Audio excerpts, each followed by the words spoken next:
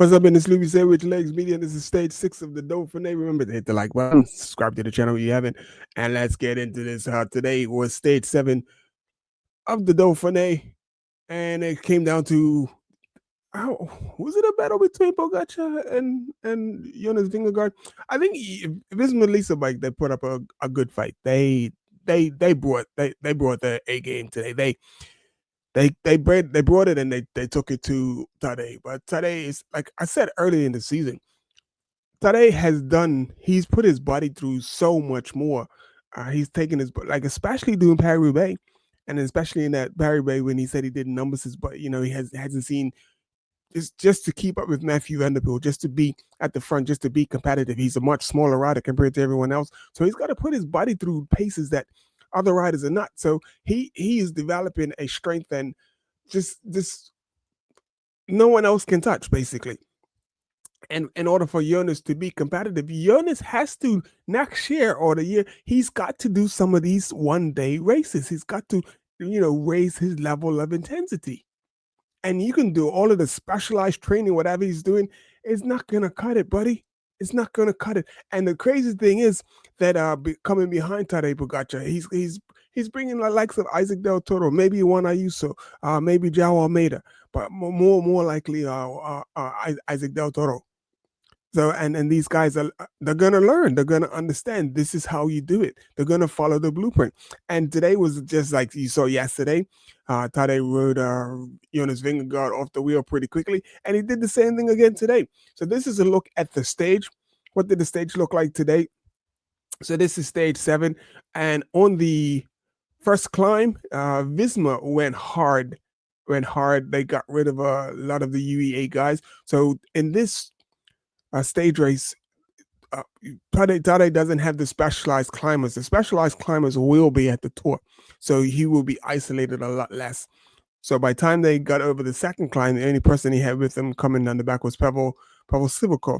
And so when they got in the valley, luckily Sivakov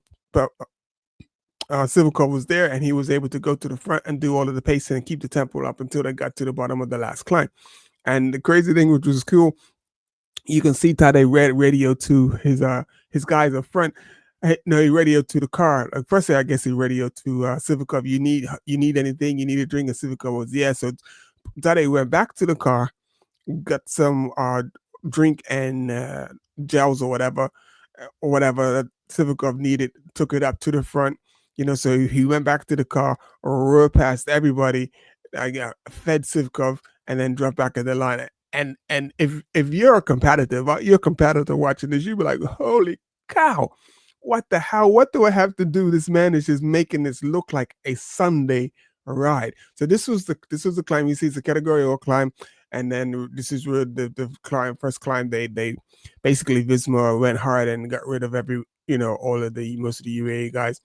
And then this is where they were only able to get rid of everyone except for the second climb, except for Sivakov.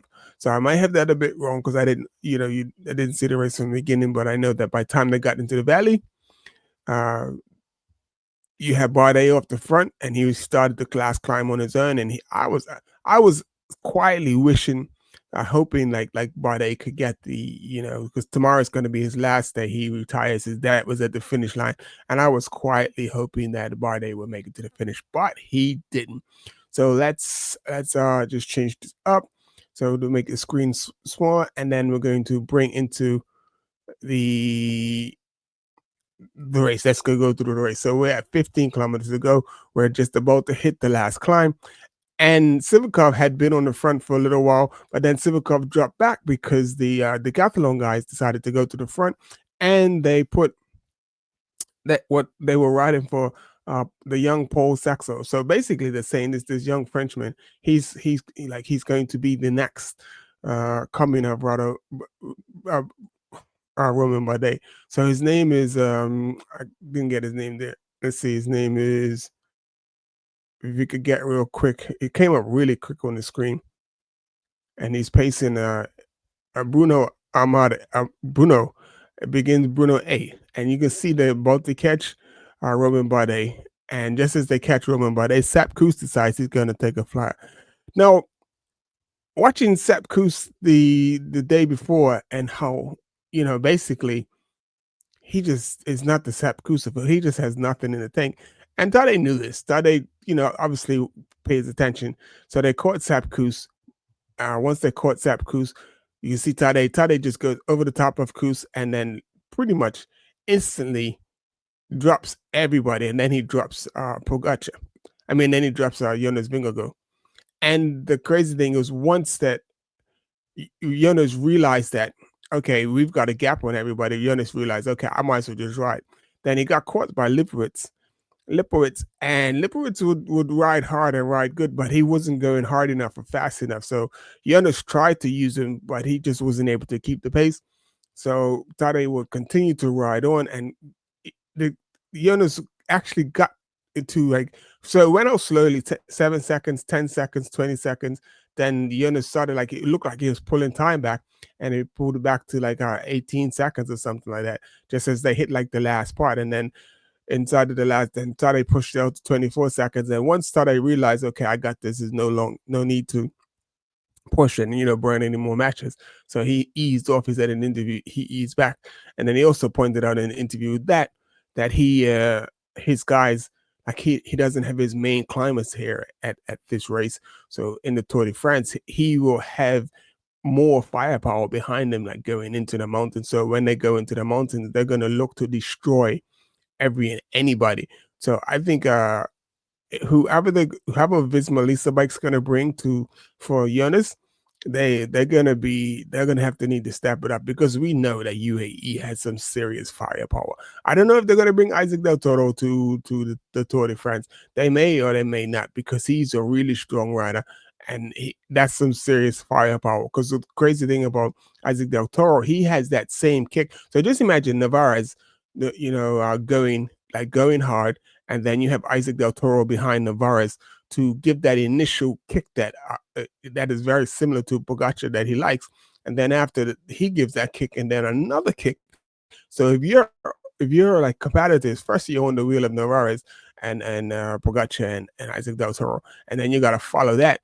Then you got to follow Isaac Del Toro, and then it's like three kicks one after the other. And that's going to be a devastating blow. So I don't know who UAE is bringing, but I'm pretty sure that they're going to bring that type of firepower to the Tour. So Jonas is absolutely suffering on this climb. He's giving it his all. The crazy thing is he is better than everybody else. He is the next best person to Tadej Pogacar on the road, and everyone is acknowledging that Tade is definitely on a different level. And this is mainly down to him doing the classics and putting his body in a place that there's no one else was putting it in. And I'm just gonna, Jumbo Visma will probably never see this or never hear me, but Jonas Vingegaard needs to do more intense racing, like the 1-day races next year. He needs to, if he does that, he's gonna his game will rise. And even with in the rain and all the other great riders, did like they all did the 1-day races and stuff.